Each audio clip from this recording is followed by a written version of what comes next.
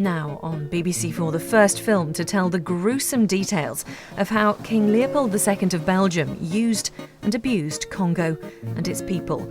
Strong language in White King, Red Rubber, Black Death. Africa Lives on the BBC.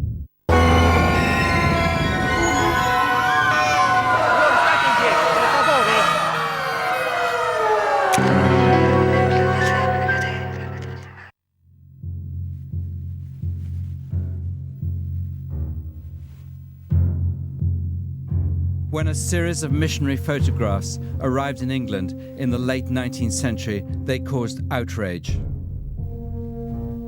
The mutilations had been strategically photographed against white for maximum impact.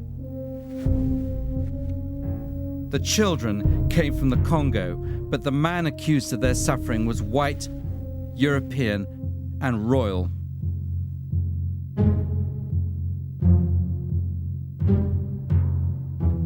For almost 100 years, evidence has lain dormant of one of the greatest mass murders. Millions of Africans died in one man's quest for wealth and glory. Until Adolf Hitler arrived on the scene, the European standard for cruelty was set by a king. Leopold II, King of the Belgians, was the personal owner of 1 million square miles of Central Africa and king sovereign of 20 million Africans.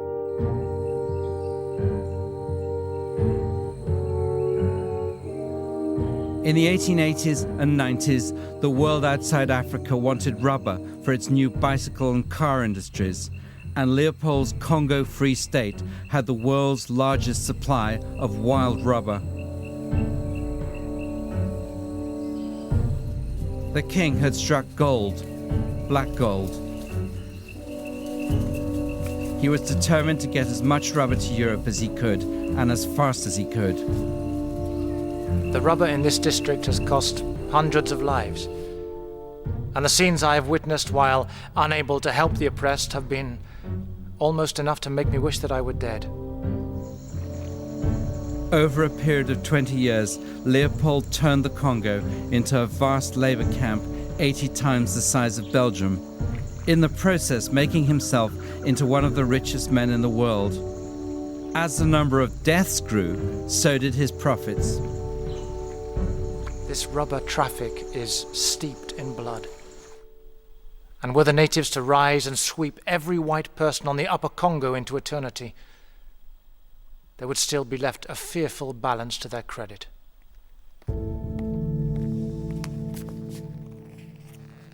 But the longer the king stayed in the Congo, the greater the evidence against him. Missionaries, travelers, and the victims all added to the clamor for the king to be stopped. Na nsima mikolo misato tozongi na mboka tomoni bibembe libanda ya lopango ezinga ndako ya nkumu tomoni na singa moko bakangi na katikati ya zete mibale makata sambo euti ya epai ya mobali. Singa wana ekangamaki na likolo.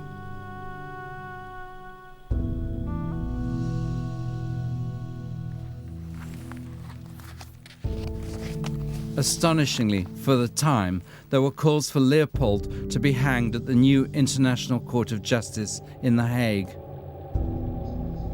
If there were such thing as criminal prosecutions in international affairs, then assuredly a true bill would be found against the sovereign who obtained not a paltry sum of money, but a whole empire by false pretenses.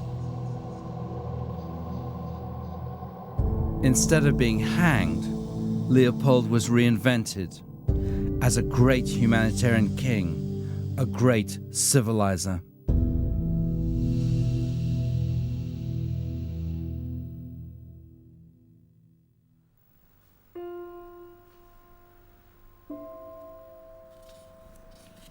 The Congolese historian Elikia Ambokolo believes that the truth about Leopold's crimes was deliberately hidden to protect Belgium and Belgian interests in the Congo. This film details the charges against King Leopold and reveals a cover-up of monumental proportions.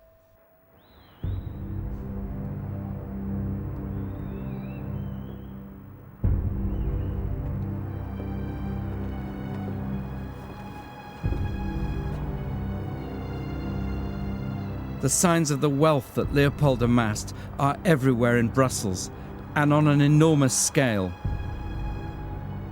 The king built the cinquantenaire to celebrate the country's 50th anniversary. It's become part of the national identity. The cinquantenaire is a very expressive symbol of Belgium and of the proud Belgium. In fact, King Leopold paid for it with his own money, but he didn't say so openly, because this would prove that, first of all, he had a lot of money. People would ask questions where it came from, and then he would have to admit that it came from the Congo. So the cinquantenaire symbolizes this lie about Belgium and about the royal implication in politics, about the colonial exploitation.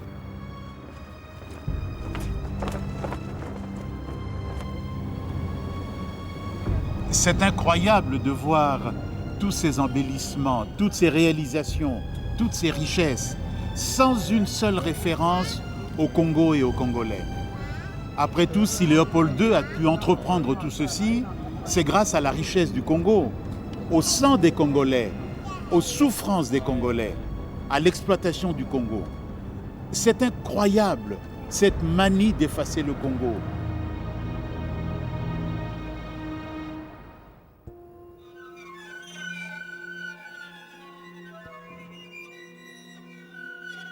The Royal Museum for Central Africa was also built by Leopold and paid for with Congo money. It's a vision of Africa through Leopold's eyes and with a huge dose of homage. Homage to Leopold, who gave the Belgians a colony, and homage to the pioneers who died carrying out the king's wishes. White conquest is mythologized as benevolence, as bringing civilization to the Congo. Cet endroit laisse un sentiment étrange, un mélange de gêne, de surprise et d'incrédulité. Partout revient le même message. Au Congo, les Belges n'ont fait que de bonnes choses, de très bonnes choses. Ce message à usage interne s'adresse aussi au monde extérieur et dit en substance ceci: reconnaissez donc l'œuvre civilisatrice de Léopold II au Congo. Reconnaissez la légitimité de la présence belge au Congo. On m'accuse d'avoir fait fusiller un indigène, ligoté à un arbre. Je suis également accusé d'avoir mené une attaque contre un village, au cours de laquelle beaucoup de Noirs ont été tués. On m'accuse d'ailleurs, ainsi que 5 autres Blancs, d'avoir tué 150 personnes, d'avoir pendu en forme de croix des femmes et des enfants, ainsi que d'avoir coupé les organes génitaux et les têtes d'hommes pour les attacher aux palissades.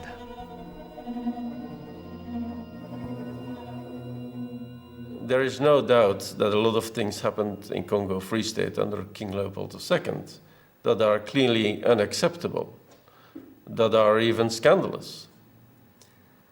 But one has to look at the sign of the times, and the sort of none of the colonial powers in those days were really softies and had a fairly human approach. I mean, only look at what the Brits and the French and the Dutch who introduced slave trade, or the Germans were doing. So it's not a period of which we can be very proud, but one has to look at it in a particular perspective of time and of history.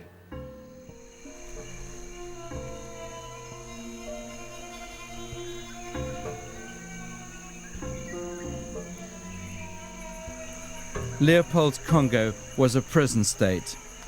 Africans had no rights, no justice, and no freedom. They were there to serve a voracious European king. Thousands of miles away, Leopold was content that the end always justified the means, and the end was to make money.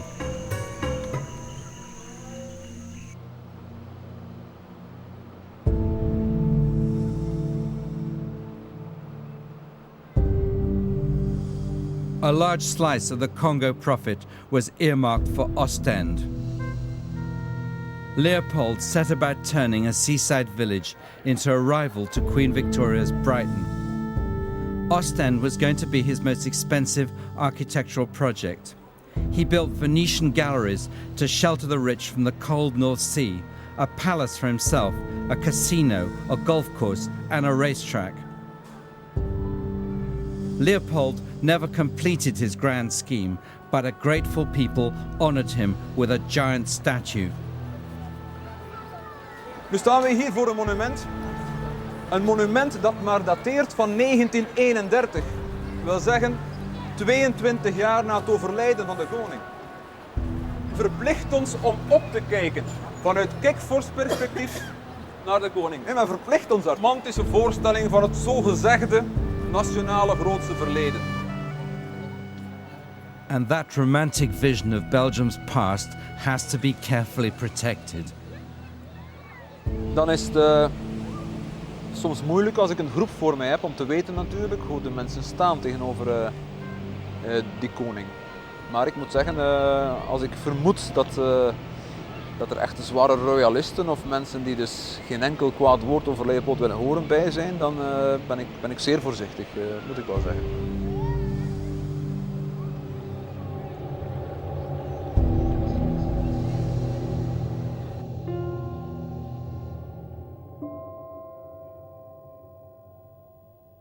Once Leopold dominated Kinshasa too, but in the last years of his reign, the Congo was handed over to the Belgian state, which gratefully held control in his name for half a century. Et c'est ainsi qu'au cœur de l'Afrique noire, la Belgique réalise le rêve d'un grand roi.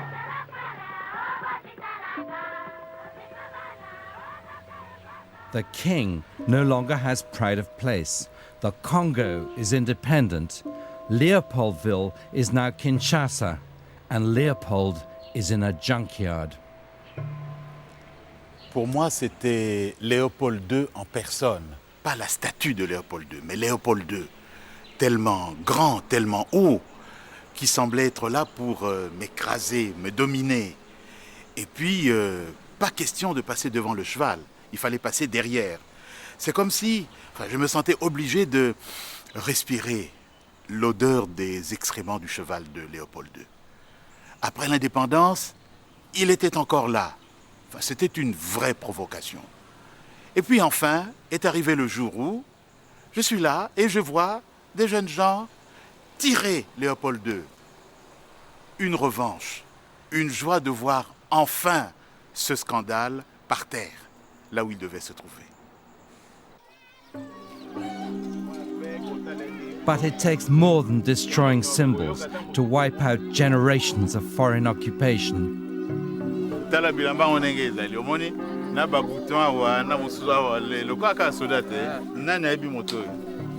a Léopold, roi Léopold. Ah, oui. Il y a ça la Guinée. Adraki mo kondi monene, c'est un Belge oyo a coloniser biso aw.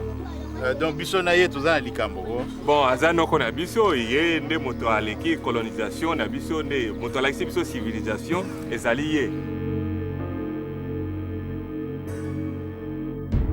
Leopold once wrote, "A people which is content with its homeland and which dreads even the shadow of a conflict lacks the characteristics of a superior race." A Belgian officer had been dispatched with a force of some 50 or 60 men to capture a chief. In rummaging in the huts for plunder, they came upon two women, a mother and daughter, who had not had the time to get away. They were brought up before the officer, who demanded of them where the chief was in hiding. They either did not know or would not tell. He ordered them to be secured and laid out on the ground. And a stalwart soldier then proceeded to administer 50 strokes of the chocante to each. The flogging continued until each had received 200 lashes. Finally, this Belgian officer ordered his men to cut off the breasts of the women and left them to die where they lay.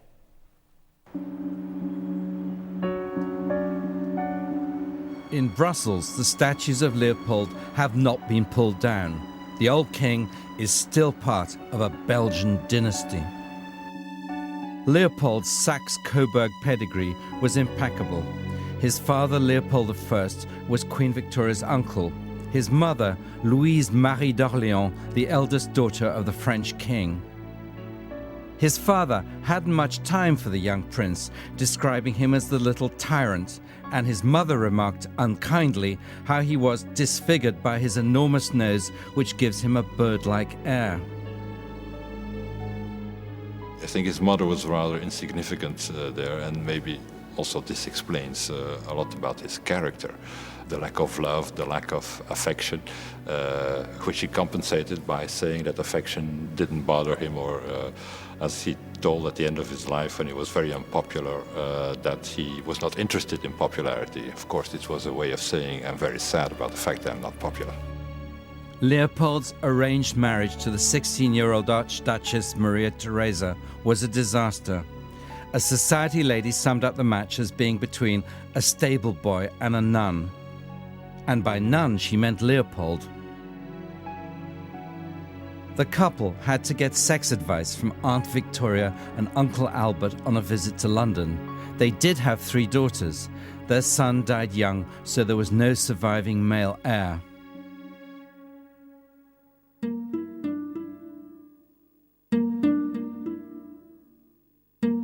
At the start of his reign, Leopold proclaimed, "My ambition is to make Belgium greater, stronger, and more beautiful." He had no doubts that the country needed improving. Leopold did always complain that Belgium was a small country with small people, but he certainly wasn't a small king. I mean, not only was he extremely tall, but I think he had enormous ambitions for himself. And I think he felt resentment about his relatively low and humble role within the Saxe-Coburg dynasty. I mean, he really wasn't very important compared with Victoria, compared with the Kaiser. And I think that he therefore felt that personally, if you like. I mean, he was somebody for whom l'État was definitely c'est moi, and therefore the elevation of Belgium was necessarily the elevation of himself. Like his father, Leopold believed that having a colony was the way to achieve greatness. Leopold I made over 50 attempts to get a colony, all to no avail. His son was going to be more successful. Even before Leopold became king, he had sent the Belgian finance minister a piece of marble from the Acropolis inscribed, "Belgium must have a colony." Leopold II leefde in de tweede helft van de 19e eeuw. En in feite was hij 100 jaar achter op de ideeën. Engeland, of Groot-Brittannië als je wil, Frankrijk, Nederland, op dat moment in het laatste kwartaal van de 19e eeuw, dachten unaniem dat een kolonie geen geld moest opbrengen op de eerste plaats voor het moederland, maar dat het moederland zelf moest geld investeren en met de winst die daar gemaakt werden ter plaatse moest houden voor de administratie, voor het leger, voor de ordehandhaving en voor de inlandse bevolking. En nu Leopold II dacht er helemaal niet aan. Het moest geld opbrengen voor het moederland en niet vice versa. Leopold set about buying his new colony. He tried Sarawak, the New Hebrides, the Fiji Islands and the Philippines, until there was practically nowhere else left for him to look, apart from one place. At the start of Leopold's reign, the Congo was unknown territory to Europeans. For Leopold, it represented his last chance. The Congo was to be his new colony, at any cost.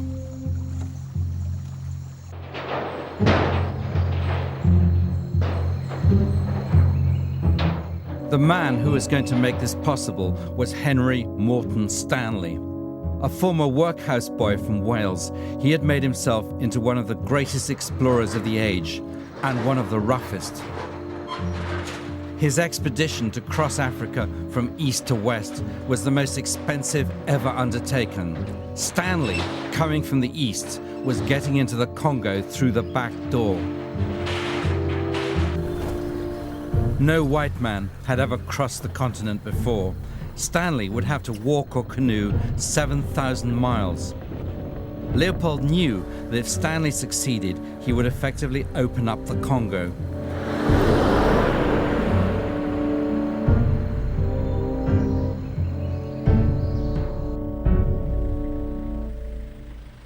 In the 19th century, London was the epicenter of colonization.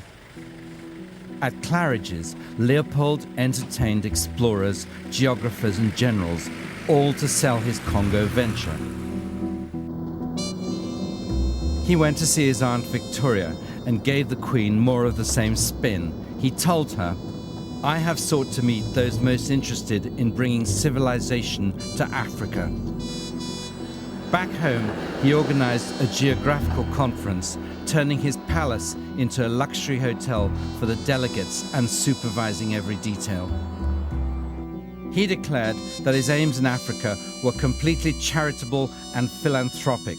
The Congo was about to receive all the benefits of civilization and Christianity. Meteen ook, omdat hij hier in een christelijk land zat, was dat ook maar goed meegenomen dat hij daar dan meteen wel het christendom wilde helpen propageren. Alhoewel wij toch weten dat hij zo geen overtuigd christen was. Maar goed, dat is een persoonlijke zaak.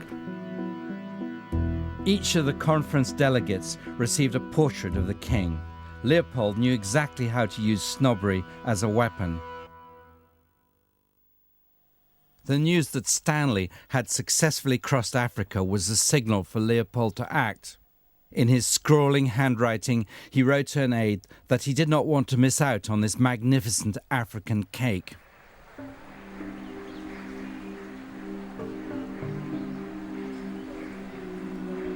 Stanley today, like Leopold, is unwanted in Kinshasa.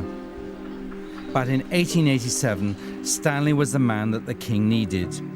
Under the guise of a charitable organization, the International Africa Association, Leopold hired Stanley to make the Congo fit for a king. La réputation de Stanley est celle d'un bâtisseur, d'un pacificateur, d'un constructeur. En réalité, ce qu'il a fait, c'est d'abord de casser, de briser, de détruire tout ce qui existait avant. Et à la place, c'est vrai qu'il construit quelque chose de nouveau, une logique marchande et une logique politique. Et ce nouveau système, il le met au service de l'Occident et en particulier au service du roi Léopold II.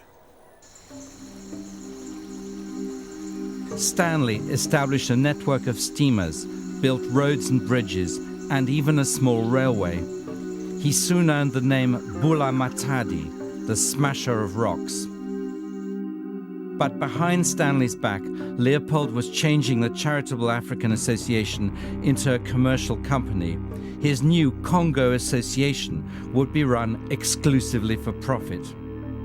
He wrote to an aide, "Care must be taken not to let it be obvious that the Congo Association and the African Association are different. The public doesn't grasp that." The king issued new orders. He now wanted official treaties to show that the Congo belonged to him. Stanley was told to get the chiefs to sign up. Stanley's men used bribes and trickery to obtain the Congolese chiefs' agreement. They claimed that the white man even had power over the sun. Unscrupulous though Leopold was, he realised that he needed to have some veil of legality. And Leopold was very clever. He'd investigated the precedents for this. He'd looked at the sultans of Sarawak. He'd looked at North American Indians.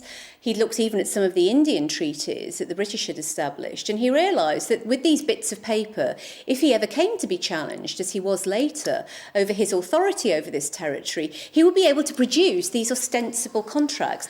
So Stanley was absolutely crucial in achieving that.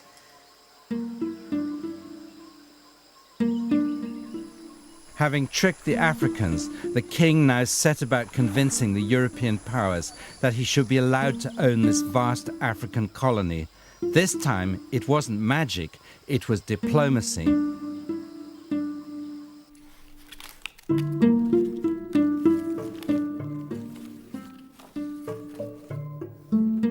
By 1884, the great powers were all lined up in Berlin to hand over the Congo to the king.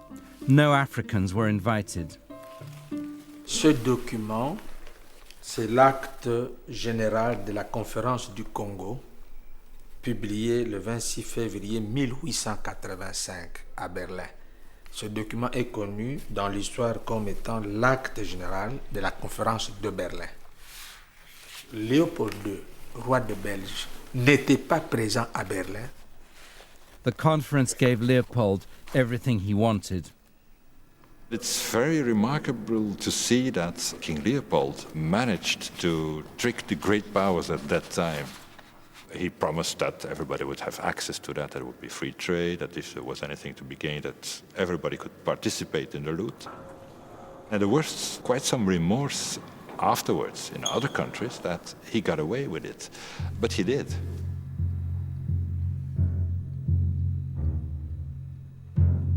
Le Congo est à peine reconnu par les grandes puissances comme propriété personnelle de Léopold II que le roi met en branle sa machine infernale. Dès le 1er juillet 1885, un décret stipule que toutes les terres vacantes, sont propriété de l'État. En 91 et en 92, d'autres décrets vont déclarer les produits de la forêt appartenant exclusivement à l'État. Et les indigènes ne peuvent pas les exploiter, sauf pour l'État. Donc, en un tour de main, Léopold II a dépouillé les Africains de tous leurs biens et transformé le Congo en un vaste camp de travail forcé.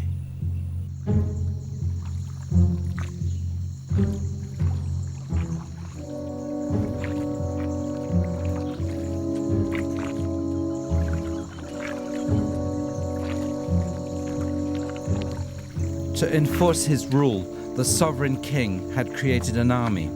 In time, it would be 16,000 strong, equipped with modern, Belgian-made automatic rifles. The novelist Joseph Conrad was in the Congo Free State from the start. As a result of what he saw there, he wrote Heart of Darkness. They grabbed what they could get for the sake of what was to be got. It was just robbery with violence, aggravated murder on a great scale, as is very proper for those who tackle a darkness.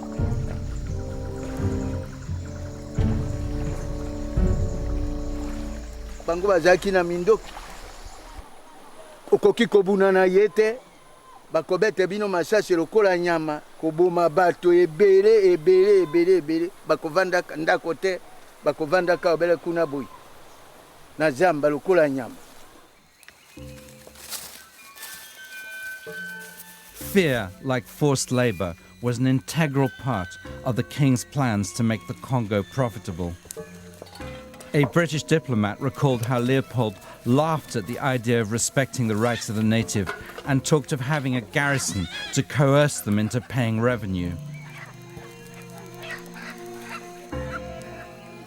Underpinning this, as usual, is an idea. It's not just practical politics. This is the high point of scientific racism and the view that in Africa you have a quite distinct group of people with a different physiognomy, with a different mentality, with different intellectual capacities, and that they basically, whether it's because of their inherent biological nature or because of their culture, they won't work for money, they won't work for the normal incentives. They were fundamentally lazy and barbaric and savage.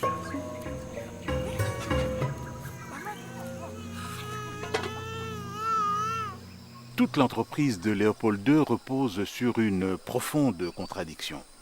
D'un côté, il veut réaliser ce rêve merveilleux qu'il a fait, ouvrir le corps du continent africain au commerce, amener les Africains au christianisme, imprimer au Congo les marques du progrès de la civilisation. Mais sur le terrain, c'est le contraire. Partout, c'est la terreur qui règne, l'appât du gain. Partout, c'est la chasse à l'homme. Pour les Africains, c'est certainement la nuit la plus noire.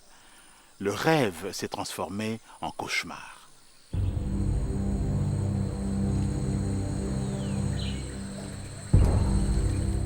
The conquest of the earth, which mostly means the taking it away from those who have a different complexion or slightly flatter noses than ourselves, is not a pretty thing when you look into it too much.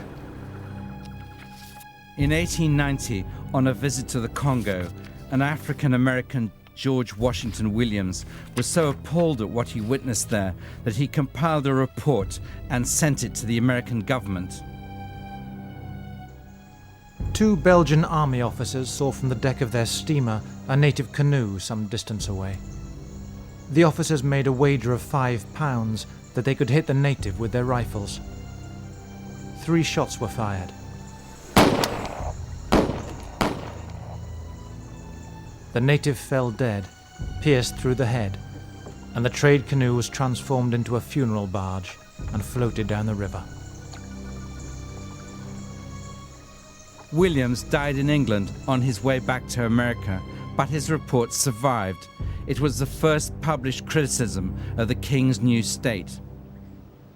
Williams écrit au secrétaire d'État américain et décrit de manière parfaite les conditions de vie des Africains au Congo et utilise l'expression « Léopold II est responsable de beaucoup de crimes contre l'humanité ».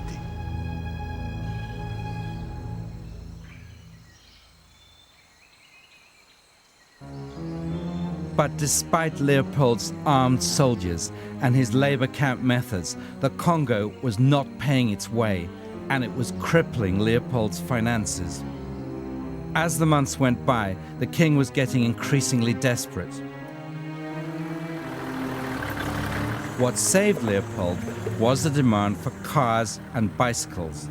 When John Dunlop, an obscure Scottish vet, invented the first pneumatic tire, suddenly there was a huge market for rubber, and the Congo had rubber.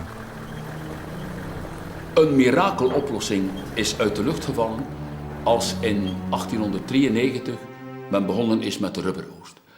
Hij kon dat niet voorspellen dat er daar rubber was en in zo'n grote mate, en dat die rubber ook enorme prijzen ging halen op de wereldmarkt.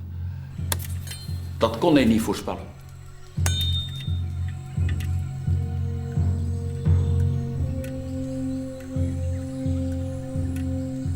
In the years to come, there would be competition from rubber plantations in Asia and South America, but for now, the king had the market all to himself. The more rubber he could get to Europe before the new plantations came on stream, the greater the killing. Leopold combined the mind of a businessman and entrepreneur on one side and the mind of a political megalomaniac on the other side, and the two are very much linked together. Certainly, in that time, the second half of the 19th century, there's a clear link between economic power and political power. If you wanted to mean something, you had to have a lot of money, and that was what he intended to do with the Congo. For Leopold, transforming his new assets into cash simply meant ratcheting up the level of force. Villages in the rubber areas were set heavy targets and punished violently for refusal or failure to deliver. The reign of terror had begun.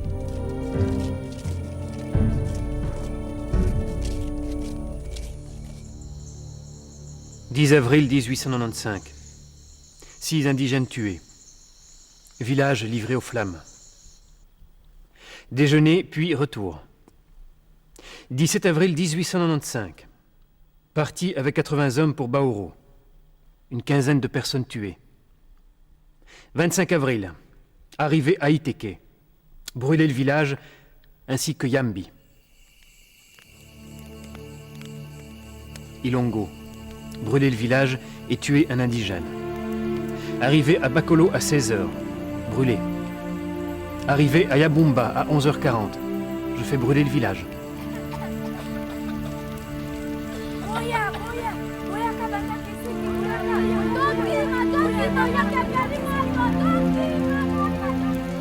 Arrivé à Likombe à 3h. Tout à coup, nous sommes attaqués. 2 soldats sont tués à côté de moi.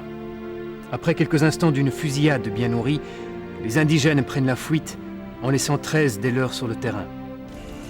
Je fais mettre le feu aux cases.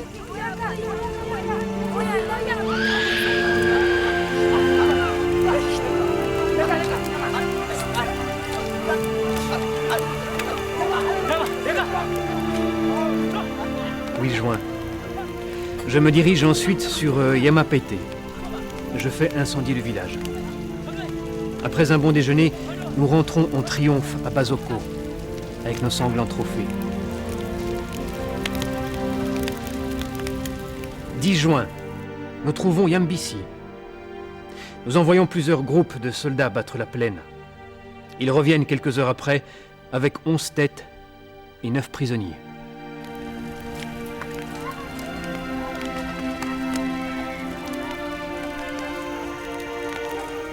Le 22 juin, on nous amène 3 prisonniers dans la matinée. 3 autres vers le soir et 3 têtes sont apportées. Un homme de Bomané parcourant la forêt en appelant un grand cri sa femme et son enfant égarés reçoit une balle d'une de nos sentinelles. On nous apporte sa tête. Jamais j'ai vu une telle expression de désespoir, d'effarement. Nous faisons incendier Yambisi.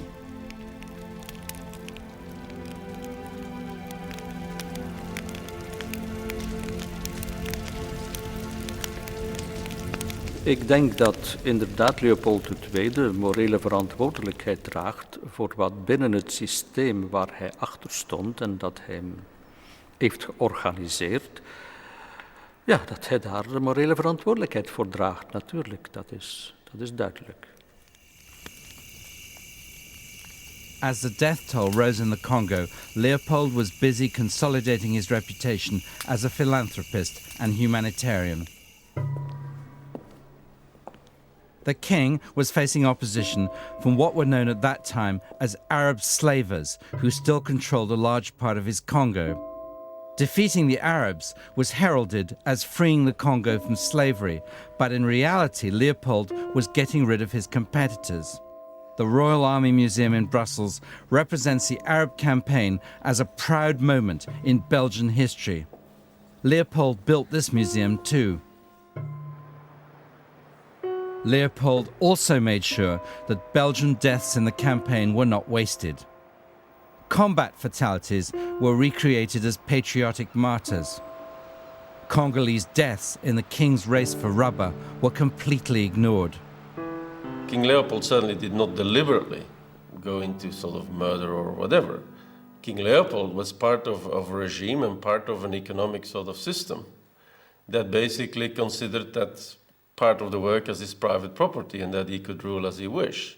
And King Leopold also, he was a man of vision. You can strongly disagree with his vision, but he did have a vision. And Congo, of course, whether you want it or not, but has meant a lot to the Belgian economy. So for Belgium, there has been huge benefits to the involvement in Central Africa.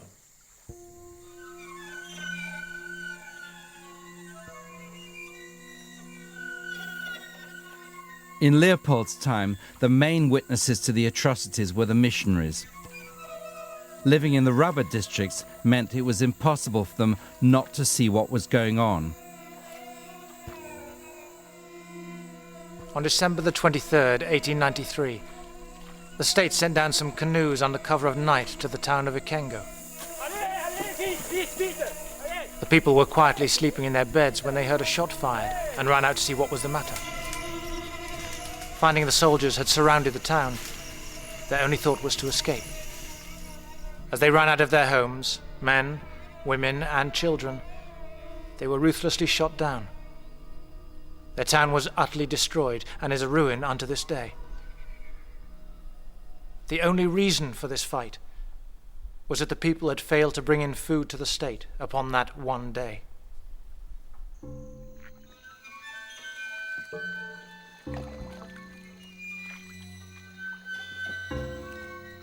At first, the missionaries wrote privately to each other about the cruelties they had seen traveling around their areas. But after a while, they started writing to their home missions. The poor people are crying out against the cruel oppression of the state, and well they might. I can scarcely keep my tongue silent when I hear of and see such villainy. We are 700 miles from the coast, and the officers act as though they had a free hand and could do as they please. Their conduct is bringing disgrace on the name of civilization. The first mission station in Leopold's Congo was at Bolengi on the equator, where Stanley had established his first post, and it was not Belgian. British and American Protestant missionaries were making the running in the race for Congolese souls, and they were less likely to keep quiet. In 1895, a missionary on leave in London did go public, but was forced to remain anonymous. He feared for his safety when he went back.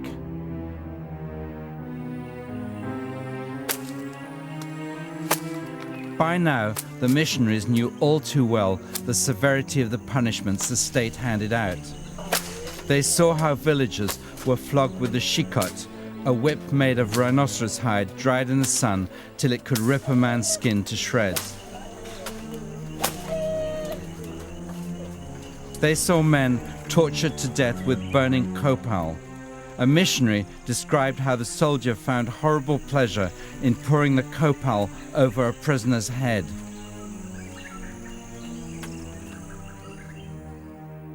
La potence est dressée. La corde est attachée trop haut. On soulève le moricaud et on lui passe le nœud coulant. La corde tourne pendant quelques instants, puis craque. L'individu est à terre qui gigote. Un coup de feu dans la nuque et le tour est joué. Pas la moindre impression cette fois. Et dire que la première fois que j'ai vu administrer de la chicotte, j'en ai pâli d'effroi. L'Afrique a du bon tout de même.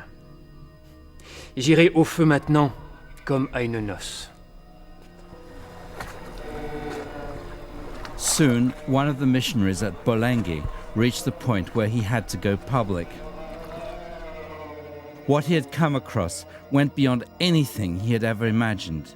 His reports first appeared in a missionary magazine, but soon found their way into national newspapers in Europe. The Reverend Sjöblom was the man who first revealed to the world the state practice of cutting off hands. When I crossed the stream, I saw some dead bodies hanging down from the branches in the water. As I turned my face away at the horrible sight, one of the native corporals who was following us down said, "Oh, that's nothing." A few days ago I returned from a fight and I brought the white man 160 hands, and they were thrown into the river. That was about the time that I saw a native killed with my own eyes. The soldier said, "Don't take it to heart so much. They kill us if we don't bring the rubber." The Commissioner has promised us that if we have plenty of hands, he will shorten our service. I have brought in plenty of hands already, and I expect my service will soon be finished. Leopold's soldiers were being ordered to cut off the right hands of dead bodies. Each soldier was issued a fixed number of cartridges before a raid, and to prove to the white officers that he hadn't wasted any, the soldier had to bring back a cut hand for each cartridge that he'd fired.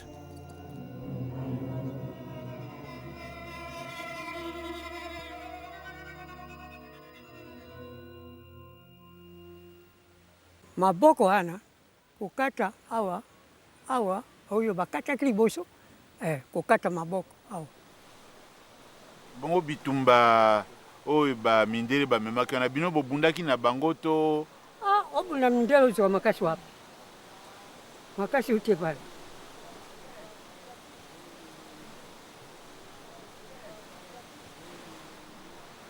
Mindele ya kautu bazaki penza batu mabe mabe eluta tikuluta mabe kokoto na zamba bokoti na zamba te bokubika wapi yari kikamu munene. Bongo wana bazosenga bomemelaka bango kautu tangu nyonso kausuto mono kimpasi mpenza.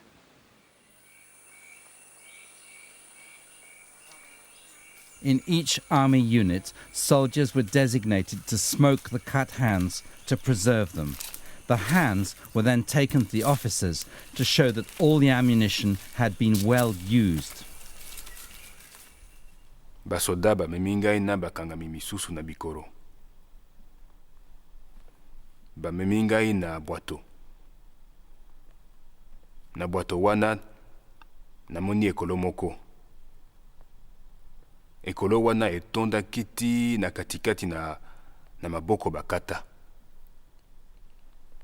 Tango tokomaki na Pikoro, namoni na miso na ngai moko ndenge basoda balakisi ekolo etonda na maboko bakata na modele oyo babengaka mesolo. Moto aza moto. Une personne humaine est une personne humaine.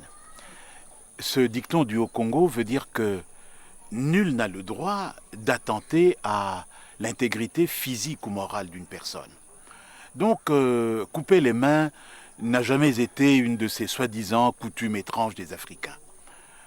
Couper les mains, c'est une innovation créée et introduite au Congo par les agents de Léopold II. On the 14th of December 1895, Mr. Sjöblom, Mrs. Banks and myself saw one of these sentries with a basket full of smoked hands. We got the sentry to stop and show us how many he had. He took them out of the basket and laid them in a row before us. 18 right hands of men, women and children. The sentry wanted to beat the woman who was carrying them for him, as he said there ought to be 19 and she had lost one. Surely the king of the Belgians cannot be cognizant of these barbarous proceedings on the part of his servants.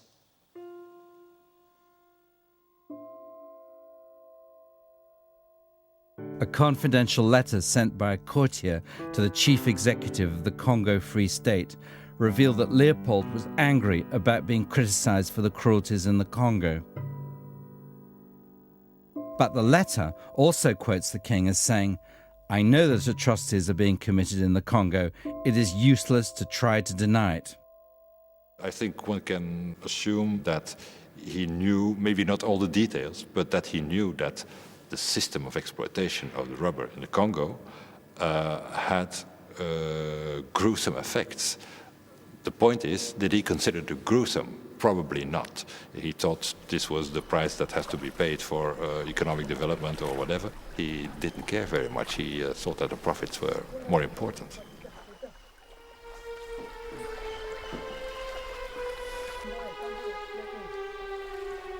Tango mundela ayaki na basoda na ye mpo na koboma biso, nakimaki na mwana na ngai ya mobali na mapeka. Lisasi moko elelelaki ngai na litoi. Ezwaki ngai te kasi nakwei na mabele. Tango natelemi, nasundoli mwana na ngai mpo na koka kokima mbangu. Tango nazongi na ndako, ndeko na ngai ya mobali azalaki kokumba mwana na ngai na maboko. Basi kokata ye loboko moko na likolo. Natikali kosalisa ye.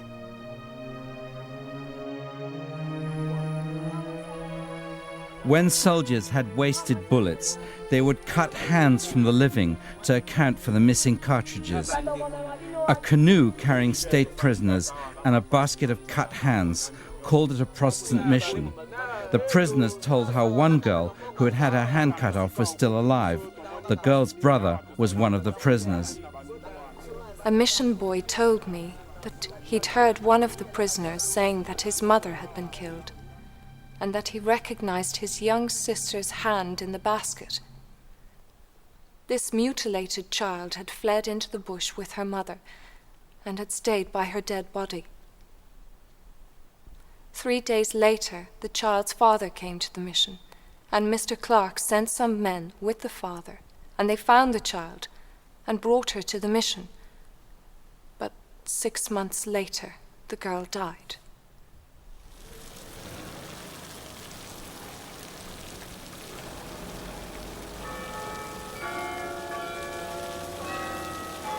Antwerp was where the Congo rubber arrived. According to legend, the city's name comes from a confrontation between a Roman soldier and a giant who also cut off hands.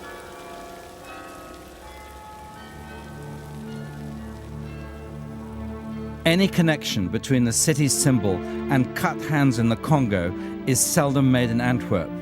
It's as though the crimes of the Congo are totally forgotten, or worse, never happened.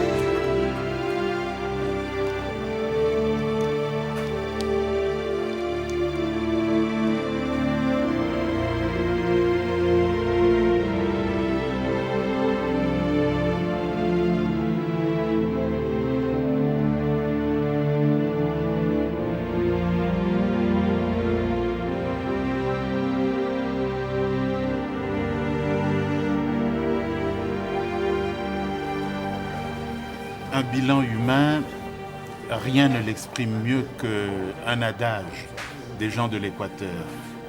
Beto fait bolé iwo, le caoutchouc et la mort. En 1920, le Congo compte 10 millions d'habitants. Par rapport à 1880, c'est 2 fois moins. Donc en 40 ans, le pays a perdu 10 millions de personnes globalement. Mais dans certaines localités, les pertes s'élèvent à 60, 70, 90%. Donc le caoutchouc a été la catastrophe. Jamais les peuples du Congo n'avaient connu un désastre pareil.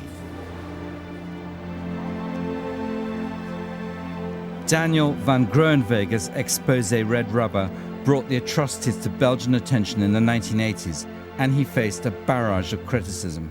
Le grand problème, c'était les anciens coloniaux, surtout des militaires. L'association Pro-Belgica, qui regroupe, disons, 61 associations patriotiques, a fait une lettre de réclamation et une demande d'enquête au ministre de l'Éducation nationale.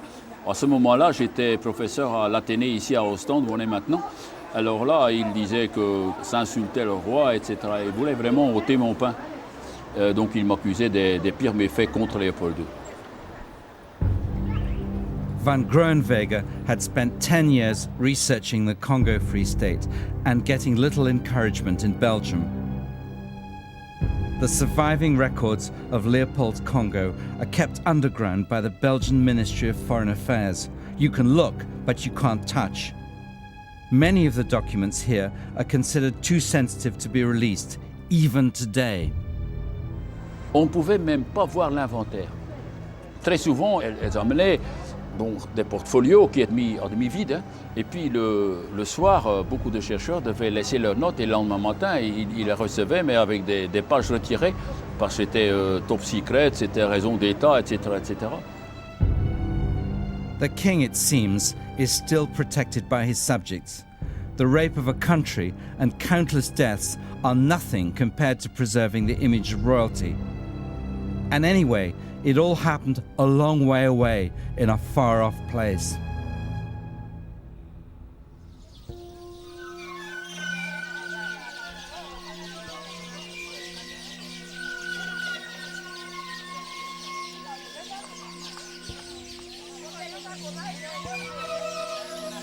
It was in the Equator province where many of the worst abuses occurred.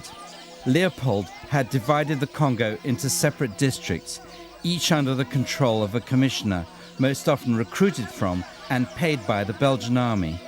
The Equator was run by an official who stands out as one of the great villains of the Congo Free State. Léon Fiévé was a master in the use of violence to increase the rubber exports. He collected rubber in enormous quantities, at a rate of 1 ton a day, it said. Common report on the Congo states that he caused more than 1,000 persons to be mutilated.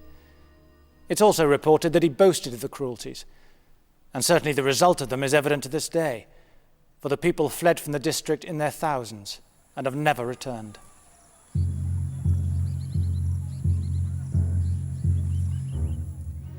Léon Fiévé was districtscommissaris in Equateurstad en hij schrijft dus in een rapport aan de gouverneur, zegt hij, kijk, ik heb 1300 mensen gedood. We hebben 162 dorpen volledig verwoest. Er zijn brand gestoken, de plantaties van de mensen, de moestuintjes, allemaal afgehakt, zodanig dat ze in feite gaan uithongeren. En zegt hij, de chefs hebben allemaal beloofd van rubber te leveren. We hebben hen gezegd dat ze dus een 1500 mandjes moesten brengen van ongeveer 15 kilo. Dus laten we zeggen een kleine 25.000 kilo per maand. En hij antwoordde dat. Hij zei, ik heb maar 3000 en zoveel cartouches verschoten. When General Wahis, Governor-General of the Congo, made an official visit to the Equator region in 1896, even he called it the land of horrors. Fieve had no qualms about the level of brutality.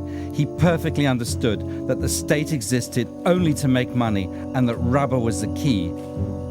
For Leopold, Fieve was the perfect employee, loyal, efficient and resourceful. Je réunis les chefs des villages voisins et leur ordonne de me rapporter un certain nombre de chikwang, du poisson, etc. Au jour convenu, pas de chikwang. Devant cette mauvaise volonté manifeste, je leur fais la guerre. Un exemple suffit, sans tête tranchée, et depuis lors les vivres abondent dans la station. Mon but est en somme humanitaire. Je supprime 100 existences, mais cela permet à 500 autres de vivre. Bendo baso basengeli kuyeba fieve lokola satana yikwatel. Namonaki. Nazalaki elenge. Soda mololo kubatela mboka boyeka. Kukamata moleka monene. Kokotso katine yango batu zomi. Bakangamaki. Kukamata mabanga minene. Kukangamana moleka monene. Kutindika. Pe kubwaka wibali. Kuya ya matupe mamakambo mingi mabe mabutami. Yango wana tolingi kuyoka kombo na lisusu te.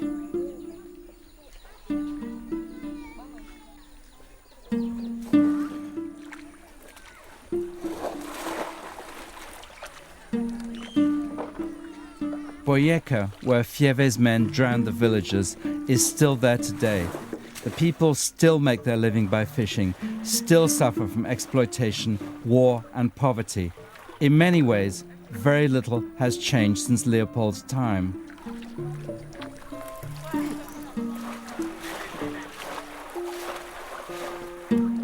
C'est-à-dire quand, ayant lu et sachant ce qui s'est passé ici il y a 100 ans, brusquement je me trouve dans ces lieux, il y a visiblement un choc parce que j'imagine ce que ça a dû être pour ces gens avec leur manière d'être et leur genre de vie, de voir brusquement, sans raison, sans explication, des gens qu'on ne connaît pas, à qui on n'a pas demandé de venir ici, voir brusquement ces gens ici faire des choses qui n'avaient absolument aucune explication. Ça, je crois que c'est le grand problème, c'est à la fois les atrocités et surtout quel sens donner à ces atrocités. Ça n'avait pas de sens et c'était complètement absurde. Et je crois qu'aujourd'hui, je ressens le choc que ces gens-là ont dû subir devant des choses aussi insensées, aussi absurdes. Pourquoi? Pourquoi nous? Pourquoi ici? Pourquoi maintenant?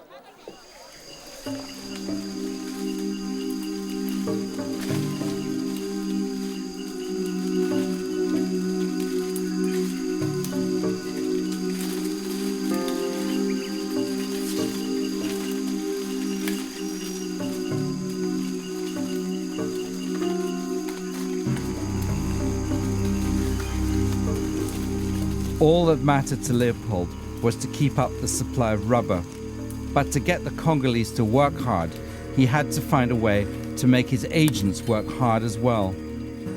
A confidential message went to the Governor General. Leopold was transmitting his greed to the agents. The state was going to pay commission to stimulate zeal. Le commandant Meus a passé l'inspection de mon poste. À son départ, il m'avait bien recommandé de m'occuper activement de la récolte du caoutchouc. Et de 360 kg en septembre, j'ai monté en octobre à 1500.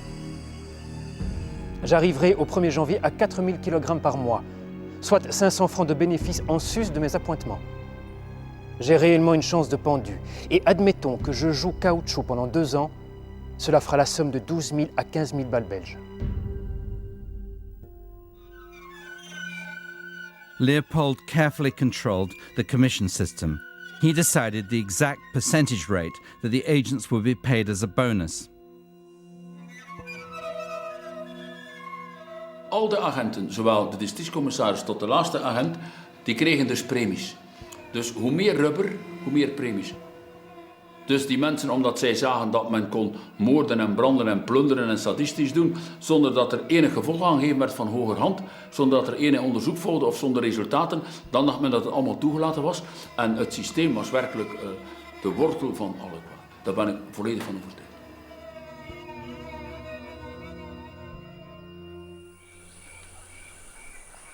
Another instruction was issued. This time, the state was condoning slavery.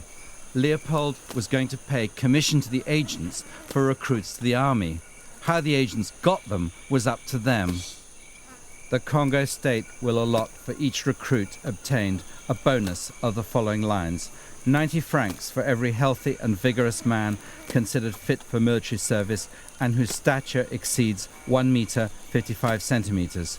65 francs for every youth whose stature is at least 1 meter 35 centimeters, 15 francs per male child. The male children must be at least 1 meter 20 centimeters in height and must be sufficiently strong to support the fatigues of the road. Native life is considered of no value by the Belgians. No wonder the state is hated. They talk of philanthropy and civilization. Where it is, I do not know.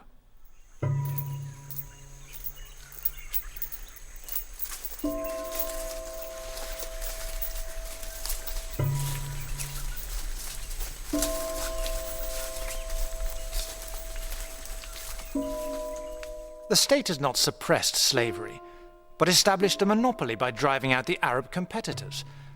This is no reasonable way of settling the land, it is merely persecution. If the Arabs had been the masters, it would be styled iniquitous trafficking in human flesh and blood. But being under the administration of the Congo Free State, it is merely a part of liberating the natives.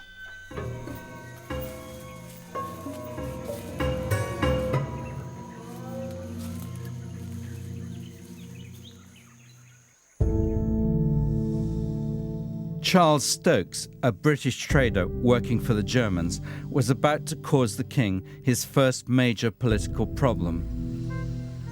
Leopold was jealously guarding his trade in the Congo, completely against the agreements made with the European powers at Berlin. The king's orders were to enforce the monopoly fiercely.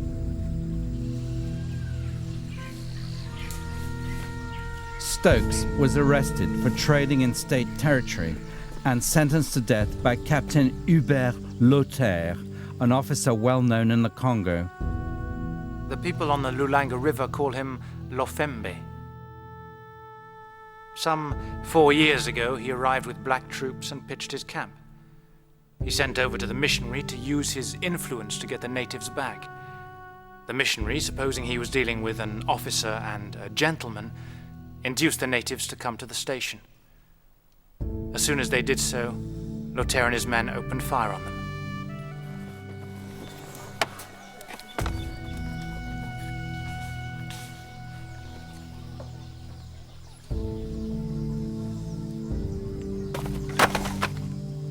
The hanging was a major political mistake. Up till then, the victims of the Congo Free State had been African. There was outrage in Britain and Germany. In the end, the king had to pay compensation to both countries, and from now on, the European powers were increasingly wary of Leopold.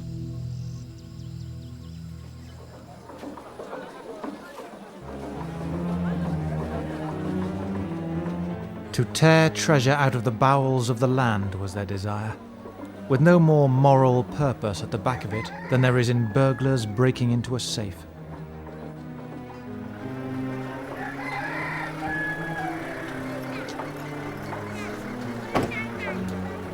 Leopold's response to the pressure on him after the Stokes affair was very Leopold. He set up new concessions to exploit the rubber. He claimed he was opening the Congo to outsiders, but the king made sure his men were on the boards of the new companies and he took 50% of the profits. One of the concessions was given to Abir, the Anglo-Belgian rubber company at Bassan-Koussou. Here the rubber was dried before it was sent downriver to be shipped to Antwerp, and the concession companies had found new ways of maximizing profit.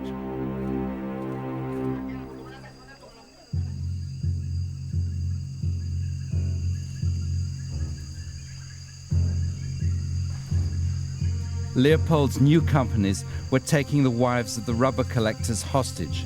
The women were only released when sufficient rubber had been collected. The hostage system was organized by the concession companies with the full knowledge of the state and of the king himself.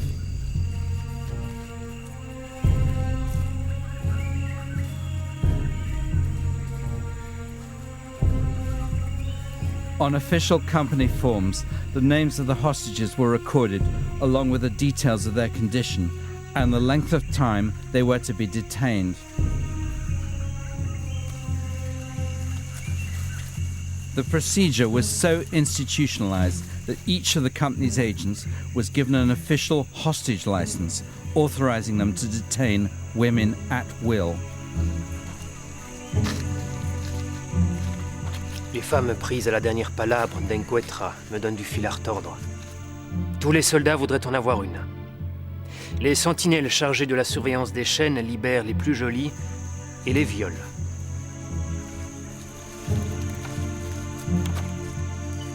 When a missionary asked a chief how many women had been taken hostage, the chief replied, "Count the grains of sand, white man."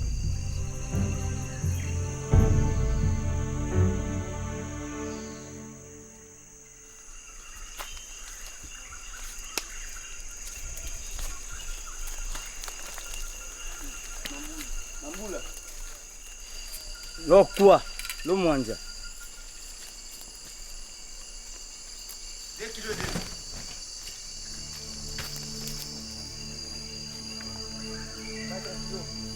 The moment of truth in Leopold's Congo Free State came once every 15 days when the rubber was handed in.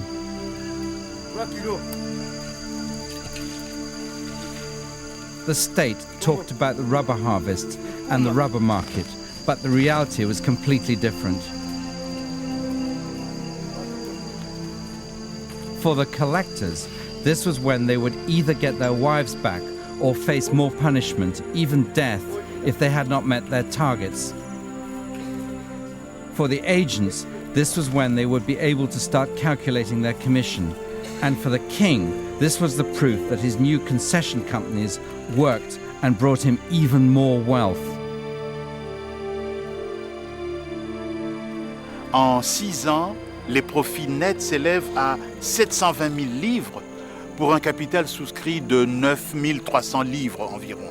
Et l'action achetée 4 livres rapporte 335 livres. Mais le roi a un appétit d'ogre, insatiable. Il veut toujours plus. En fait, si le roi devient riche, la Belgique aussi devient riche. Donc ce que Léopold II transmet à la Belgique, ce n'est pas seulement le Congo, c'est aussi le système des compagnies concessionnaires avec toute leur force de corruption et aussi avec tous les abus qui leur sont associés. Leopold's stranglehold on the rubber market lasted for over 10 years, till the plantations of Asia and South America became serious competition. The profits all went to Belgium, but how much remains in the hands of the royal family today is still a matter of speculation. Leopold once said about his Congo, "What I do there is done as a Christian duty to the poor Africans, and I do not wish to have 1 franc back of all the money I have expended.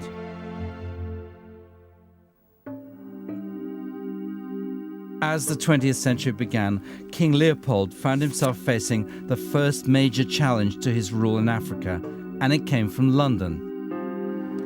En 1900, paraît dans The Speaker une série d'articles qui constituent un événement. L'auteur, visiblement très bien informé, avance des faits, des certitudes, pas des insinuations. Le coup est très bien joué parce que les articles sont anonymes, ce qui suscite une curiosité générale. Qui est l'auteur? Que veut-il? L'auteur de ces articles, c'est Edmund Dean Morel.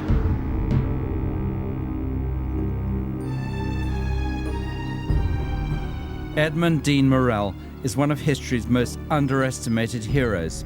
He rose from being a shipping clerk to Leopold's foremost adversary. He didn't have Leopold's royal pedigree, but in everything else, Morel was more than a match for the king. A Liverpool shipping line handled Leopold's rubber cargoes, and Morel got his first job there. But he soon became a leading journalist on West African affairs.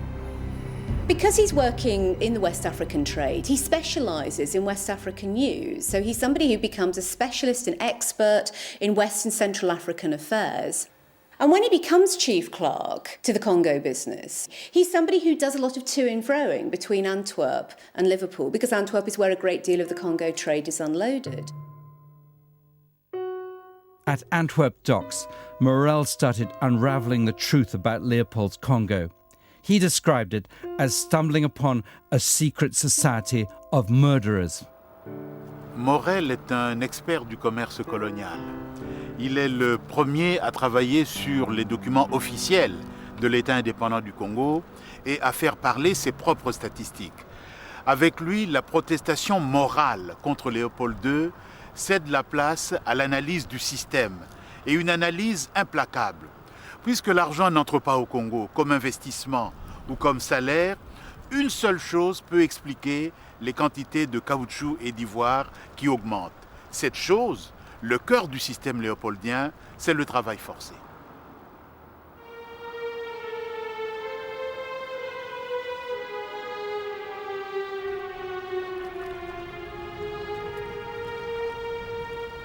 Morel had produced the first incontrovertible evidence of Leopold's crimes. He had proved that although vast amounts of rubber were landing at Antwerp, the king, instead of sending out goods to pay for the rubber, was shipping mainly guns and ammunition. I have stood on that quay at Antwerp and seen the rubber disgorged from the bowels of the incoming steamer. And to my fancy there has mingled with the musical chimes of the old cathedral tower another sound. A sigh breathed in the gloomy equatorial forest by those from whose anguish this wealth was wrung. Morel's book Red Rubber was described as the most appalling indictment of tyrannical atrocity ever recorded against any one man in any country or any age. The Leopoldian conception of humanity is the humanity of the human tiger thirsting not for blood, but for rubber. Morel was just 27 years old, half French, and completely self-taught. He was also unstoppable. He moved to Harden in Wales, left his job at the shipping line, and began a personal campaign against the king. In 6 months, he sent out 15,000 brochures and 3,700 letters. Within a year, Morel had his own newspaper, the West African Mail. Now, he could get his message to an even wider audience. From his offices in Liverpool, Morel gathered together all the stories he could about the events in the Congo, and he set about trying to enlist the missionaries' help. But since the first wave of outbursts against Leopold, the missionaries had gone silent. They had the evidence, they had the details, they had the stories that were going to grab popular imagination and that were going to make the campaign take off. But selfishly, the missionary societies didn't want these stories circulated because they didn't want to offend Leopold. They felt if they were critical at all, they would be thrown out, and that meant that they wouldn't achieve their ultimate end, which was the maximum conversion of African souls. I think they had a rather mechanistic view of what they were doing, and one soul converted was one step nearer the second coming, if you like.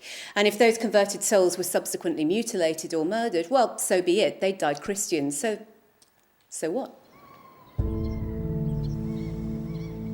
Step by step, Morel persuaded the missionaries to come forward with articles for his West African mail. One of the first was Charles Banks, one of the missionaries from Belengi. We heard a report that the state soldiers had attacked the village of Bandaka Wajiko because the rubber was not of the best quality. In a little shed lay one of my late school children, a promising young lad. I lifted the leaves by which he was covered and saw that his right hand had been cut off. I then went through the village and saw the people burying their dead. I counted over 20 bodies and newly filled graves. All the bodies had the right hand cut off.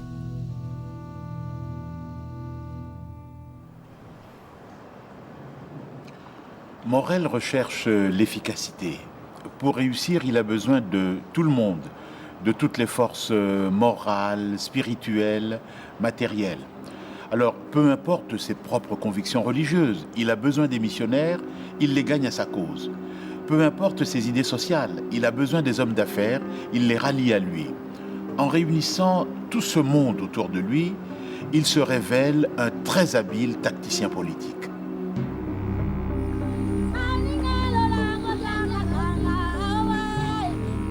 7,000 miles away, Morel now had a new ally. A stream of letters arrived at the Foreign Office in London. The British government had appointed a consul to Leopold's Congo Free State, and the new consul was outraged. Captain van Kerkhoven told me that he used to pay his native soldiers 5 brass rods per human head they brought him in during the course of any military operations. The consul was Roger Casement, a man with 20 years of African experience. Casement is a hugely romantic figure. He's somebody rather like Lawrence of Arabia. He's someone who I think one could say was probably a generation or a generation and a half ahead of his time in terms of his attitude towards the Africans. He said himself that he loved the Africans. He liked them. He liked their company. He wanted them to be friends. They liked him. He was someone who treated Africans with much more gentility, with much more consideration than was usual for the time. In 1903, Casement spent 2 months travelling into the Upper Congo. Morel's campaign had pressured the British government into conducting an official investigation. Wherever Casement went, he talked to Africans and recorded their testimony. Mondele azalaki koloba na basoda baye. Bozali koboma kaka basi kasi mibali te. Bolakisa te bozali koboma pe mibali. Tango bazalaki kobete biso masasi, bazalaki kokata nzoto ya biso mibali po ya komemele mondele. Ungambo ya ye azalaki koloba ya solo bobomi mibali.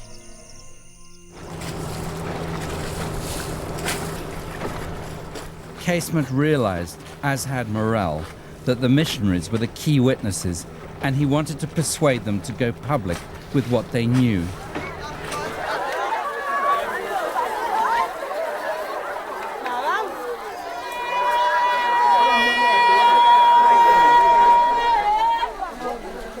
he visited the town of Ikoko on Lake Tumba, where the missionary Joseph Clark lived. Mokonto sepeli nenge toye kokuta na mboka ya Ikoko. Topesi mbote wemba biso na kati ya mboka malamu toko tungisa bino mingi te tozaka koleka toza bapaya.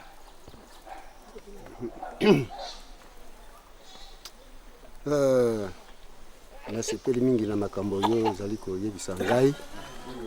Tokende ka. Tozolanda yo.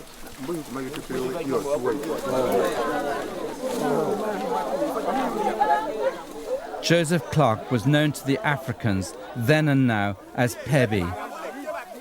He had been in the Congo for over 20 years.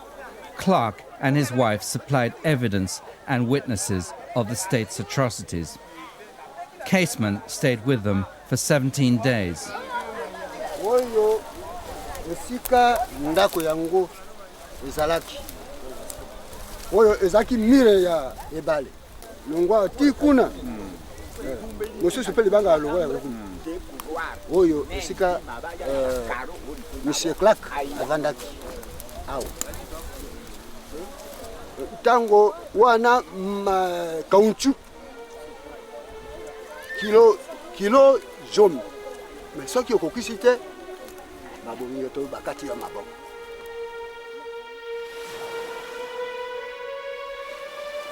Mokolo mosusu babomaka ndeko na ngai ya mwasi pe bakataka ye moto, maboko na makolo po alataki pauni. Kombo ya ye Mobe.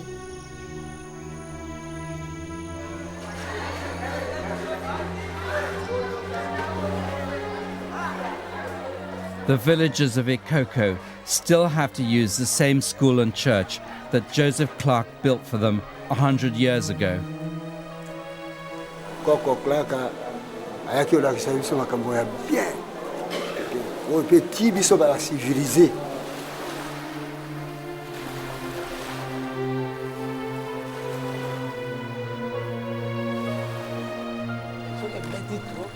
On a beach by Lake Tumba, Casement recorded how a boy had both his hands beaten off by soldiers, while a white officer known as Ikatankoi, the leopard's paw, stood by.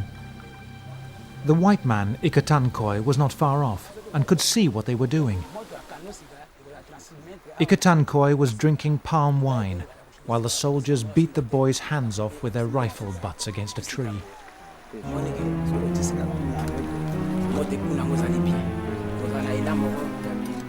The boy's name was Mola. Morel published his photograph in the West African Mail.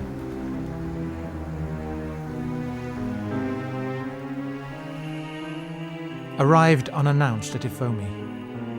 Found 2 company sentries guarding 15 women. 5 of the women were breastfeeding. 3 were pregnant. The 15 women were tied together, either neck to neck or ankle to ankle, to secure them for the night. And in this posture I saw them twice during the evening. They were then trying to huddle round a fire.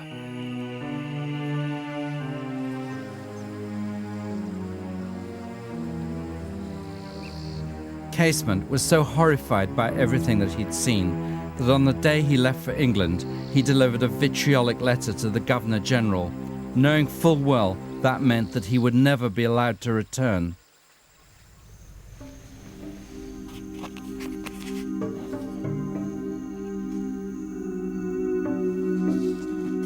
From the earliest days of the Congo Free State, book after book had appeared, regaling readers with tales of the horrors to be found there. Others, like Stanley, had told a different story. But the king was facing a mounting tide of criticism. A war of words started. Leopold commissioned books and bribed journalists. He established propaganda offices in Brussels, Frankfurt, and America to defend his regime. He published a monthly magazine that was circulated around Europe. Morel fought back, and now he had another secret to reveal. The West African Mail published a report on a part of the Congo that no one had known even existed. Soudainement, au plus fort des accusations contre l'État indépendant du Congo, on apprend l'existence, de l'autre côté du lac Tumba, à 100 km d'ici, du domaine de la Couronne. Ce domaine, propriété privée à l'intérieur de la propriété personnelle du roi, a été créé en 1896, mais son existence a été tenue secrète jusqu'en 1902.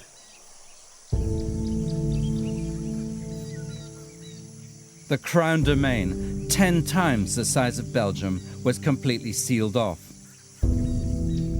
But a missionary had managed to get in. Morel got hold of his journal and published the atrocities committed by Charles Massard, a Belgian officer known to the Africans as Malu Malu. The white man, Malu Malu, I feel ashamed of my colour every time I think of him, would stand at the door of the store to receive the rubber from the poor, trembling wretches. One man bringing in under the proper amount. The white man flies into a rage and, seizing a rifle from one of the guards, shoots him dead on the spot. The men who had tried to run from the country and had been caught were brought to the station and made to stand one behind the other as an Albini bullet was sent through them. A pity to waste bullets on such wretches.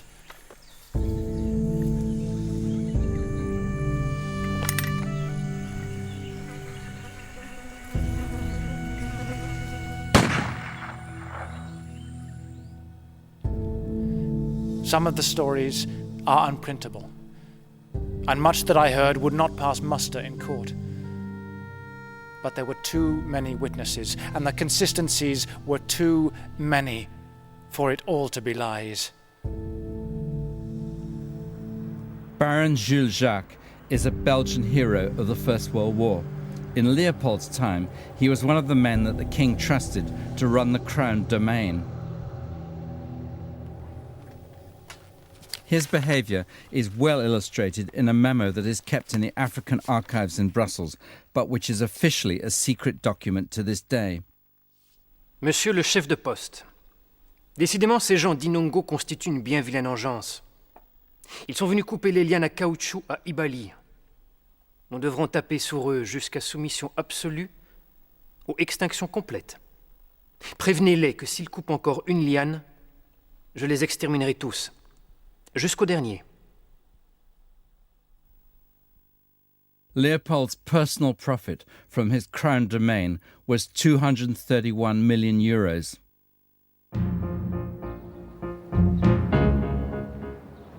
As the movement against Leopold gathered momentum, Morel decided to turn up the pressure.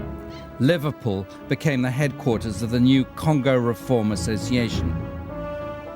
Lorsqu'en 1904, Morel fonde l'Association pour la réforme du Congo, il vient de lancer le premier mouvement humanitaire du XXe siècle, dont il va faire d'ailleurs une formidable machine pour soulever l'opinion. C'est lui qui, à partir de Liverpool, va l'étendre sur toute la Grande-Bretagne. C'est grâce à ses efforts que le mouvement va déborder sur le continent européen. C'est encore lui qui va l'implanter aux États-Unis et en faire un mouvement transatlantique. Donc, grâce à Morel, l'Association pour la réforme du Congo devient une gigantesque coalition absolument irrésistible.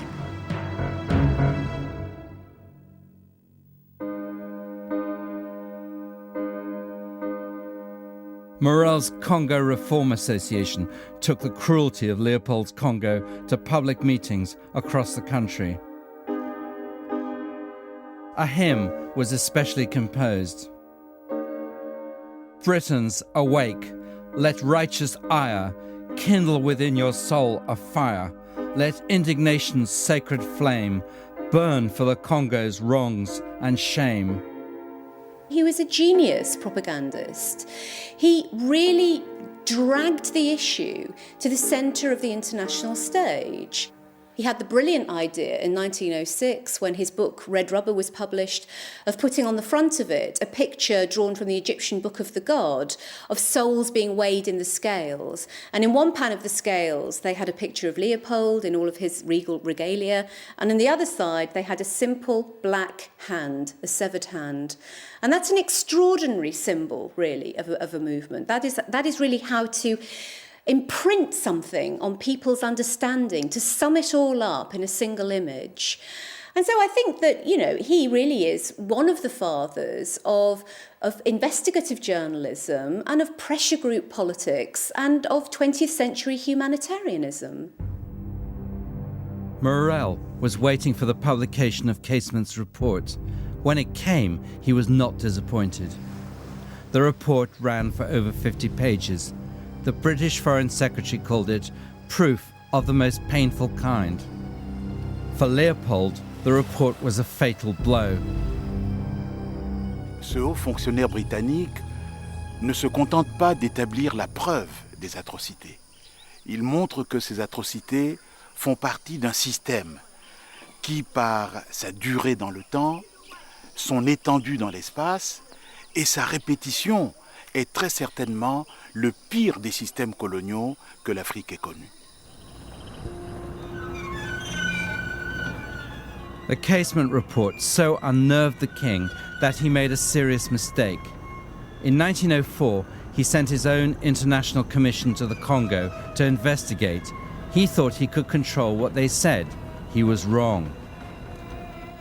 He hadn't counted on the determination of one man, John Harris, a missionary at Baringa.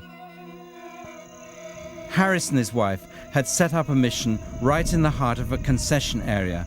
Every day they saw the crimes that were being committed against the Congolese. As a result, Harris was waging his own war against the state. To His Excellency the Vice-Governor General, I have just returned from a journey inland to the village of Nsongo Umboyo.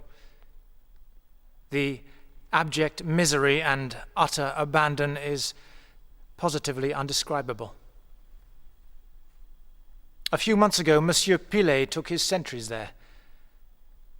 A young woman, Imanega, was tied to a forked tree and chopped in half with a machete, beginning at her left shoulder, chopping through the chest and abdomen and out to the side. It was in this way the sentries punished the woman's husband. Another woman, Bolumba, wishing to remain faithful to her husband, had a pointed stake forced into her womb, and as this did not kill her, she was shot. I found that, as in other towns, enforced public incest formed amusement for the sentries. I was so moved, Your Excellency, by these people's stories that I took the liberty of promising them, in the name of the Congo Free State, that in future you will only kill them for crimes.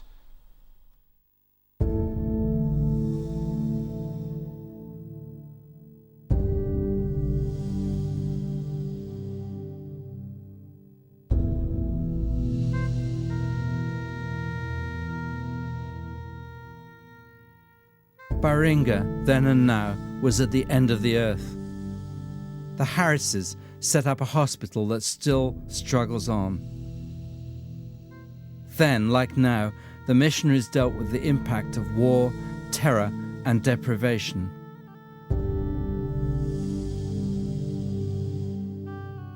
Then, like now, they faced the scourge of sleeping sickness.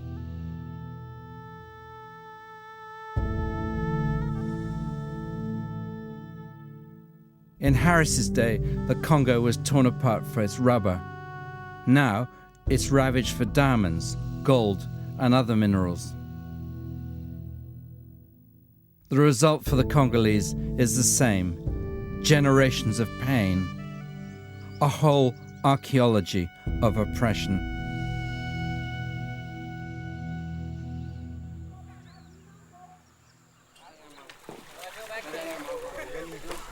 A 100 years ago, 2 steamers came to Baringa. On board were judges, secretaries, state officials, and soldiers. Leopold's International Commission had arrived.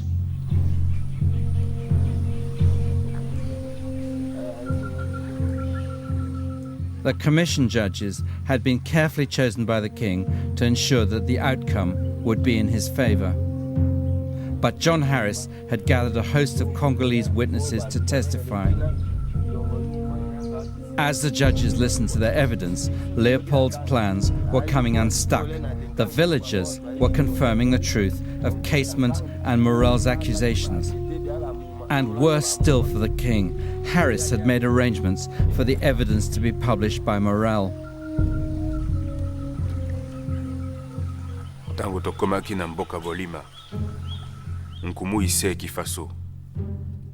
Azalaki na kati ya ndako na ye. Babomaki ye na kapita ise kitoki. Esika moko babomaki pe basi mibale ya ise kifaso, na mwana moko ya muke. Bakataki ye na eteni mibale. Bafungoli pe libumu ya mwasi moko. Totiti mabumu ya mwana oyo tobomaki likolo ya bandako. Totie pe likolo ya banzete ya mike mabumu ya mwana wana. Tango tozongi na baringa, mundele apengoli basinzili nyonso. Atoni bango po anini babomi bato mosusu te, pe po anini bakangi ata moto te.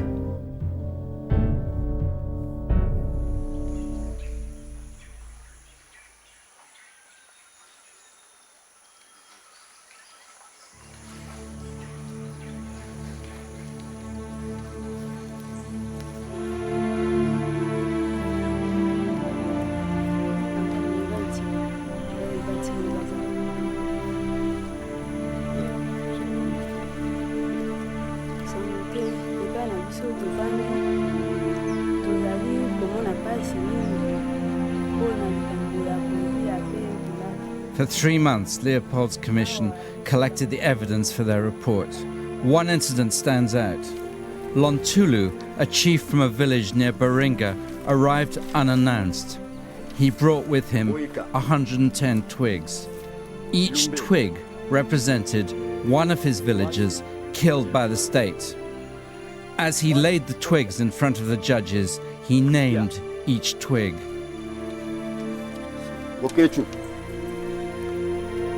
Watu Chef Yembe Kumu Yangi Kumu Mai Kumu Binzo Mwana Kwang. The state never forgave Lontulu, and some weeks later he was tortured to death. But when the commission finally left the Congo, the Governor General committed suicide. He slit his throat with a razor.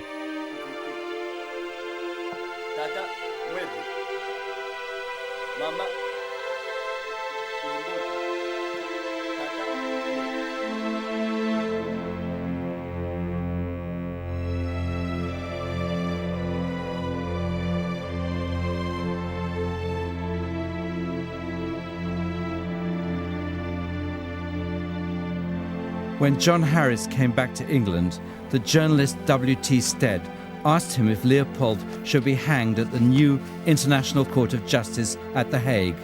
Harris replied, I think any international tribunal which had powers of a criminal court would, upon the evidence of the Commission alone, send those responsible to the gallows. Well, the idea of one of the great perpetrators of European colonialism, and one of the perpetrators of European colonialism at its most callous and unpleasant, being brought before an international court is, I have to admit, not an unattractive one. And I suppose what we're seeing at this time, and of course it's part and parcel of this new imperialism, this crude, heavy-handed, aggressive, violent imperialism, is criticism in the West. One is seeing the development of an international radical movement. And people like Stead and people like Morel are the beginnings of a movement which eventually will produce the League of Nations and the UN. And it would be attractive to think that Leopold could have been an early victim, but unthinkable, I think, at the time.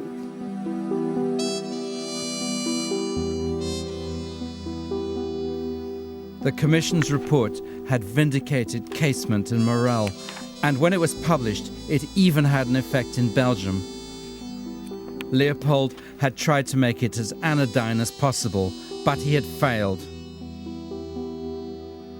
For the first time, Belgian intellectuals and religious leaders came out openly against the king. There was a real chance of annexation, that Belgium would take over control of the Congo. Morel watched eagerly as step by step the king's reign in the Congo was drawing to its end.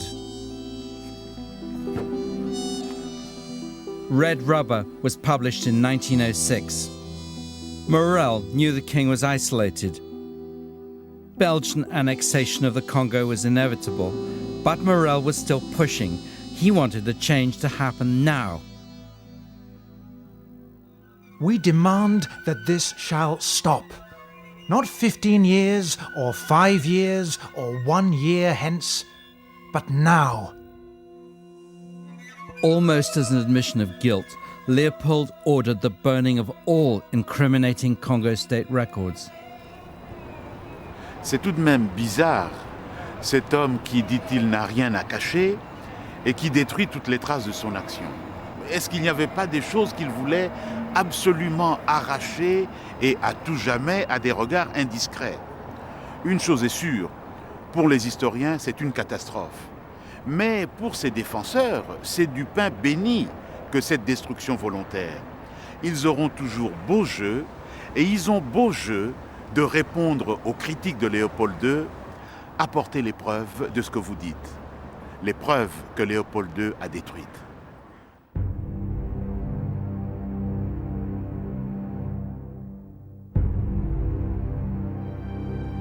Right to the end, the king insisted that the Congo was his and his alone, but no one was listening anymore.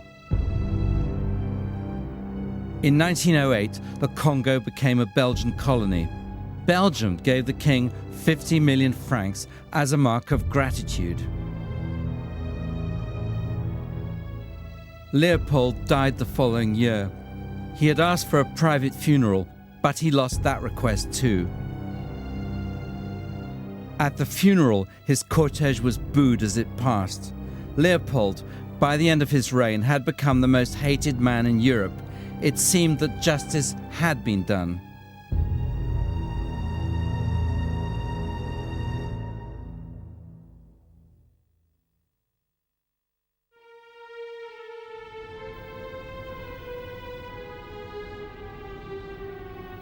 Monarchy in Belgium, like monarchy everywhere, is protected. But in Belgium, it's the royal past that is most hidden from view. Les Belges n'ont jamais vraiment su ni compris ce qui se passait au Congo. Ces réalisations, ces constructions, tout cela créait une sorte d'écran de fumée, de mur, qui empêchait de voir ce qui se passait au Congo.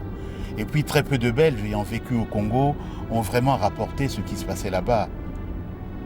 Et finalement, quand le Congo est devenu sous contrôle belge, il était devenu tellement rentable qu'il valait mieux se voiler la face et ne pas se poser trop de questions.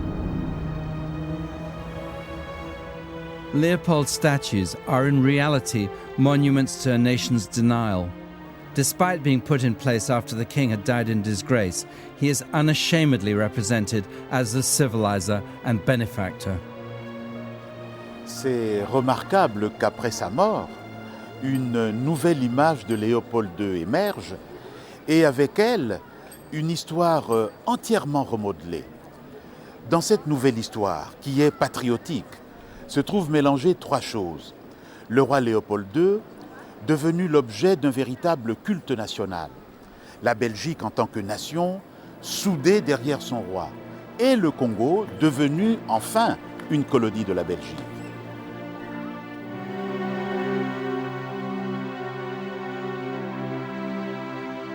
Almost as soon as the Congo became Belgian, the new owners began preaching their colonial gospel. The litany of how Belgium was bringing civilization, turning a wilderness into paradise, was repeated over and over to willing listeners. Kunnen wij in België gaan nu op een eerlijke manier profiteren op iets wat oneerlijk is tot stand gekomen. Dat kon ook niet. Dus, daarom moesten wij met een mooie kolonie op een gezonde morele basis kunnen vertrekken. And the new Belgian Congo made financial sense. There were diamonds, gold, and a whole host of minerals that Belgium could exploit. Leopold, before giving up the Congo to Belgium, had set up a giant mineral exploitation industry. Why shouldn't Belgium take advantage of that and enjoy the profits without any of the guilt? Belgians could feel comfortable knowing their investments in the Congo were for a good cause and enjoying the returns without shame. Africans were being civilized and Belgium was getting richer. Leopold had been right all along. Le Congo colonial, économiquement prospère, avec ses Noirs heureux et reconnaissants envers la Belgique, c'est une légende inventée de toutes pièces. Car on a mis au point une stratégie consistant à rendre propre l'argent du Congo, à assimiler les intérêts de la Belgique et ceux du Congo, et surtout à nier le passé, à l'occulter et à le faire oublier. C'était exactement ce que Léopold II avait voulu. Cette stratégie a réussi, a très bien réussi, pendant la colonisation et même après la colonisation. Car il a fallu quelques 100 ans pour que, enfin, remontent à la surface tous les secrets peu reluisants sur la colonisation au Congo.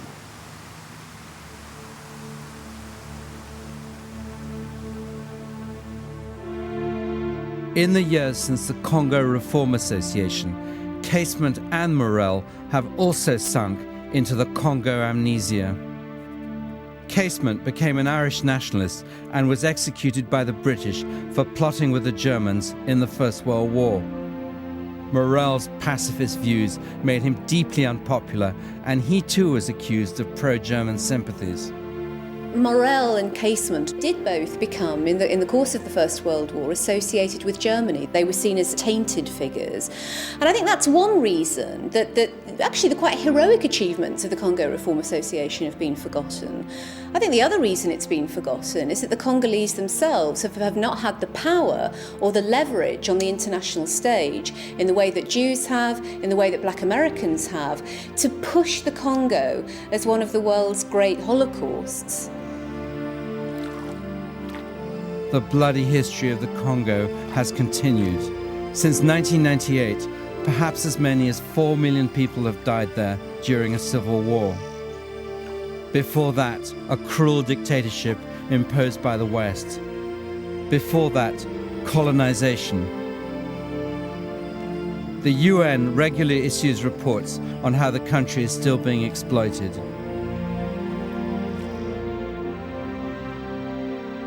Yet another homage paid to Leopold in Brussels, this one put up just a few years ago. Leopold will be proud. As far as we know, nowhere in the surviving records of his reign or of his Congo Free State is there ever an admission of guilt or a scintilla of remorse. But who will ever know what was going on in his mind in 1909 as he lay dying? I saw on that ivory face the expression of somber pride, of ruthless power, of craven terror, of an intense and hopeless despair. Did he live his life again in every detail of desire, temptation, and surrender during that supreme moment of complete knowledge? He cried in a whisper at some image, at some vision. He cried out twice, a cry that was no more than a breath. The horror. The horror.